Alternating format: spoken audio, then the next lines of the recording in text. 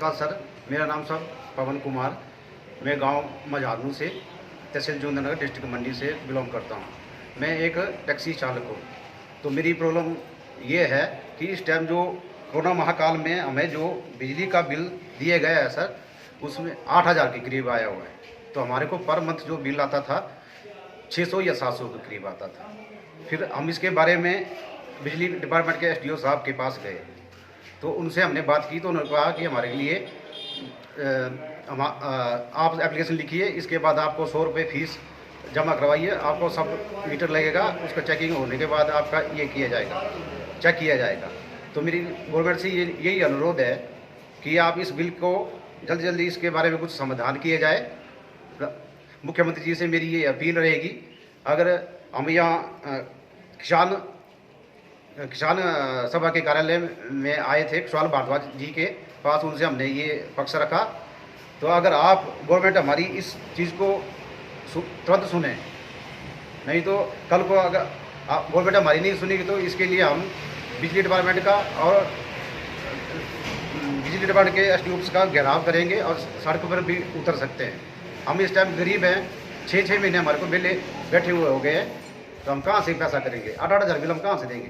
रोटी के लिए आजकल पैसा नहीं है हमारे पास, और 8-8 हज़ार बिल हम कहाँ से पे करेंगे?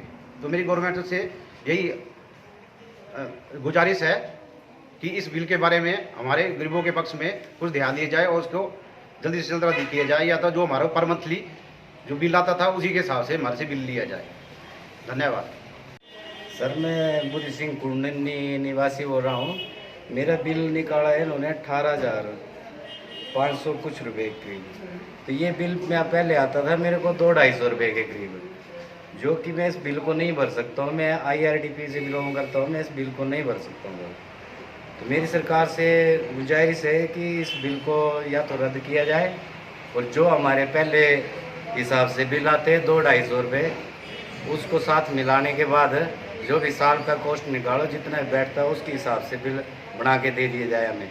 और हमारे बिल महीने के महीने मिलने चाहिए हमें, ये नहीं कि 5-6 महीने के बिल मिला के इकट्ठे और वो डाल दिया सारा हमारे ऊपर। तो सर मैं IRDP में हूँ और एक ड्राइवर आदमी हूँ, मैं इतना बिल कहाँ से दे सकता हूँ?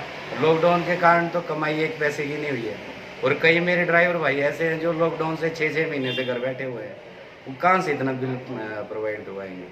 और गवर्नमेंट कह रही है कि हम ऑफिस में भी गए थे बिजली बोर्ड के, SDO साहब कह रहे हैं कि आप एक एप्लीकेशन लिखो, उसके 100 रुपये दो, फिर आपके यहाँ चेक मीटर लगेगा। तो सर ये तो 18,000 तो डाला ही डाला है, इसके ऊपर 100 रुपये हम और कहाँ से देंगे? तो इसमें सरकार कुछ इसको देखें और इसको इन बिलों को रद्द करवाएं, और जो जेन्युइन बिल बैठते हैं हमारे उनको देने की कृपा करें। जी हाँ, मैं आपके माध्यम से बताना चाहता हूँ कि कोरोना के दौर में जो राहत की उम्मीद जनता कर रही थी, वो राहत जो है जनता को नहीं मिल रही है सरकार के माध्यम से। एक तरफ कोरोना का कहर है, लगातार खतरा बढ़ता जा रहा है, संक्रमण बढ़ता जा रहा है, लोगों में भय व्याप्त है। ये भी सच्चाई है कि कुछ लापरवाह भी लोग हो गए हैं, लेकिन फिर भी डर के साए में जी रहे हैं, इसमें कोई दो राय नहीं है। ऐसे दौर में जब सरकारों से बहुत ज्यादा उम्मीद की जाती है, क्योंकि लोगों के जो काम धंधे खत्म हो गए, रोजगार खत्म हो गया है, तो सरकार से उम्मीद की जाती थी कि जो सेवाएं देने वाले जो विभाग हैं, आप अपनी सेवाओं को सस्ता करते, या सेवाओं को आप जो है कुछ समय के लिए मुफ्त में देते। लेकिन यहां पर जो है उल्टा असर हुआ है। जब लोग सरकार से उम्मीद कर रहे हैं राहत की, ऐसे समय में ये तो आप सबको मालूम है कि 25% बस किराया बढ़ाया गया हिमाचल प्रदेश के अंदर, लेकिन उससे भी ज्यादा जो कहर बरपा है हिमाचल प्रदेश के तमाम परिवारों के ऊपर, खास करके जो बिजली उपभोक्ता है उनके ऊपर। पिछले लॉकडाउन के पीरियड का जो बिल थमाया जा रहा है, वो बिल जो है अप्रत्याशित है।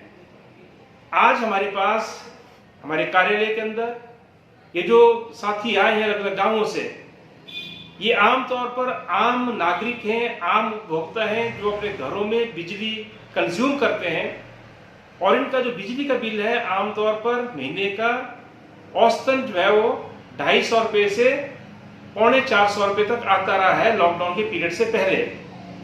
ज्यादातर समय ये 250 पौने 300 के आसपास आता रहा, किसी महीने ये जो है 400 तक भी गया है। लेकिन लॉकडाउन के पीरियड के बाद जिन लोगों का महीने का 250 रुपये बिल आता था, उनको 3 महीने का 18,000 रुपये बिल थमाया गया है।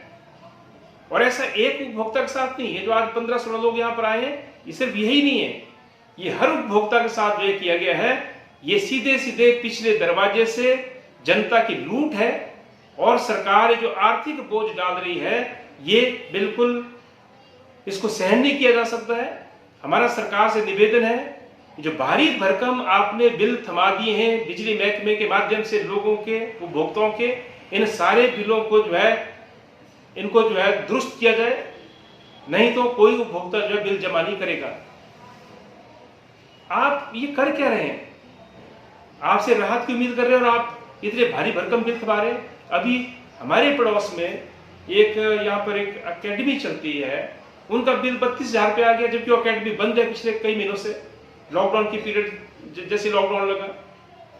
और उसी के साथ साथ गांव के अंदर कई दुकानदार मेरे पास मिलने के लिए आए, वो छोटे छोटे दुकान, वहां पे अंदर 2 बल्ब लगे हुए और वहां का बिल आप जो हजारों में थमा रहे हैं। और जो गांव के अंदर उपभोक्ता है, IRTP परिवार हैं, जिनके घर में मुश्किल से जो है 3 या 4 बल्ब नहीं चलते हैं, और वो बल्ब भी वो हैं जो आपने क्या बोलते हैं जो बिजली कम कंज्यूम करते हैं, और उनका बिल जो है महीने का आप 18,000 रुपये 32,000 रुपये निकाल रहे हैं, ये असहनीय है।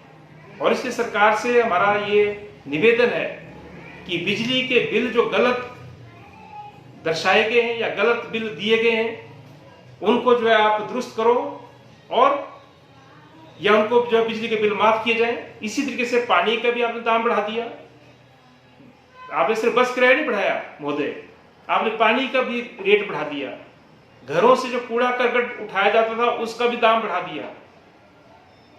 तो जब आपसे राहत की उम्मीद की जा रही है, आप ये जनता के ऊपर आर्थिक बोझ डालना बंद कीजिए, वरना जनता सड़क पर आएगी। ये मत सोचो कि कोरोना है और इसलिए जो लोग भारी तादाद में जो विरोध नहीं करेंगे। कहां से देंगे 18,000 32,000 रुपया? जो पहले से जो है छिटपुट कमाते थे, तब उनके परिवार की गुजर बसर होती थी। आज तो उनका वो काम धंधा भी बंद है, कोई टैक्सी रहता उसकी टैक्सी बंद है, कोई छोटे मोटे जो है दुकानदारी करता था वो दुकानदारी बंद है, कोई कहीं मेहनत मजदूरी करता था वो काम धंधा बंद है, कोई बाहर काम करते थे हिमाचल से बाहर या हिमाचल में भी अलग अलग जगह पर, जिससे वो अपने परिवार की गुजर बसर करते थे, उनका काम धंधा बंद है, वो बेरोजगार होकर के घर बैठे हैं। और ऊपर से आप प्रहार कर रहे हैं, हजारों हजार रुपए का बिजली का बिल थमा रहे हैं, ये गलत है। हम बिजली महकमे को कहना चाहते हैं, इन बिलों को दुरुस्त कीजिए, वरना हम जो है आने वाले समय में जोगिंदरनगर के अंदर भी खास करके और पूरे हिमाचल के अंदर भी हमें करेंगे।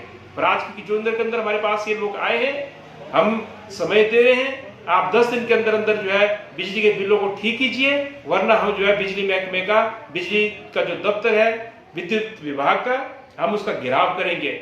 और ये घेराव सिर्फ विद्युत महकमे का नहीं होगा, घेराव सरकार का होगा, क्योंकि सरकार के इशारे के बिना जो है ये इस तरीके के बिल नहीं थमाए जा सकते थे।